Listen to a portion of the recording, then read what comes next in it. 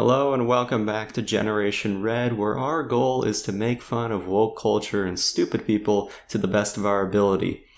Today is a rather sad video, as it's just come to my attention that Ruth Bader Ginsburg has passed away. In case any of you didn't know, Ruth Bader Ginsburg was a member of the Supreme Court who spent her life upholding the values of this great nation. Regardless of your political affiliation, I think we can all come together to mourn the loss of a life. According to Buzzfeed, and I don't even know why I was on Buzzfeed in the first place, but I was, a writer named Clarissa Jan Lim, I really hope I pronounced that right, reported that she died of pancreatic cancer, which is honestly a really bad way to go.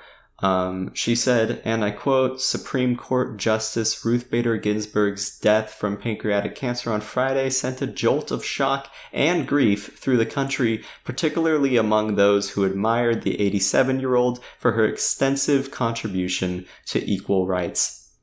And that's all true.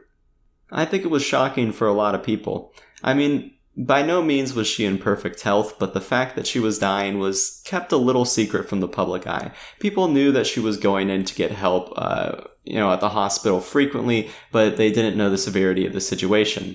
With that being said, rightfully so, people were pretty darn shocked.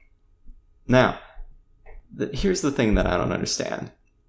And this is by no means meant to be demeaning towards Justice Ginsburg or anything, and I'm certainly not trying to trivialize her death here, but I feel like the reaction that I saw on social media was way more intense than I imagined it would be.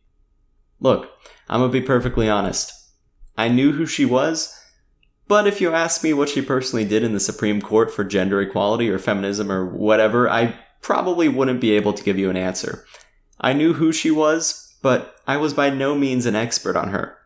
I didn't follow every decision she made, and I feel like that's the case for most of the people on social media too.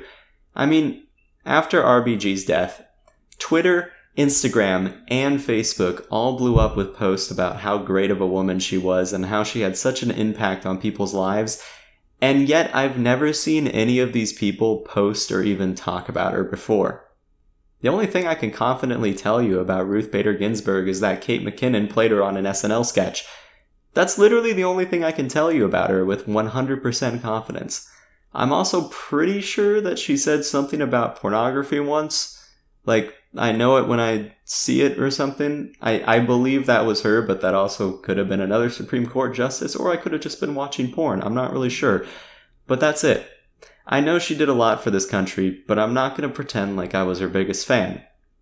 And that's the one thing I feel like is so messed up with this country. I truly get the impression that most people on social media, as soon as someone dies, is like, "Oh man, that person was the best, I was their greatest fan, had such a huge impact on my life," and the list goes on. And that's just stupid. That's what it is. Stupid. The first time I noticed this trend was when Nipsey Hussle died a few years back. I had absolutely no idea who the heck that guy was, and yet everyone started posting about how he was like the next Kanye or Jay-Z or whatever. Why do people do that? Is it for clout? Also, is clout even like a currency that's worth anything? Is clout worth anything at all? I have no clue, but it's incredibly annoying. Or maybe they do that because they feel like everyone else knows who that person was, so they have to pretend like they know who they were as well, but in reality, everyone is just pretending because no one wants to be called out. Because people will do that in this day and age. Crazy social justice warriors will call you out over literally anything. So, with that being said, I guess I don't really blame people that much. I've definitely been in situations before where I just pretended like I knew what was going on, even though in reality I had no idea. It's just easier to go with the flow sometimes. But, can people stop trying so hard when it comes to making this shit up? Take a look at this quote. This one comes from an account named Disha on Twitter. I don't know, she might be famous, she might not be. Personally, I really don't care. But she said that, and I quote, "My all-time favorite quote from RBG, and one that stays with me through all the ups and downs, women belong in all places where decisions are being made. R.I.P." So that's your favorite quote? Because the first time that I heard that was right after she died. And who knows, maybe you were a fan of hers, maybe you did know the quote, but something tells me that's the first time you heard the quote as well. It just feels so fake. Or, according to Buzzfeed, one particularly memorable quote from Ginsburg made the rounds. A comment she made in 2015 during a discussion about her experience as one of the few women to ever serve on the Supreme Court. People ask me sometimes, when? When do you think it'll be enough? When will there be enough women on this court? And my answer is when there are 9. I guess people thought that was the coolest thing ever said, even though that doesn't even make any sense.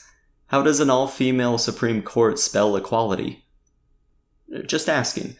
But hey, like I said, it's very obvious that this woman was influential, and I truly hope that she rests in peace.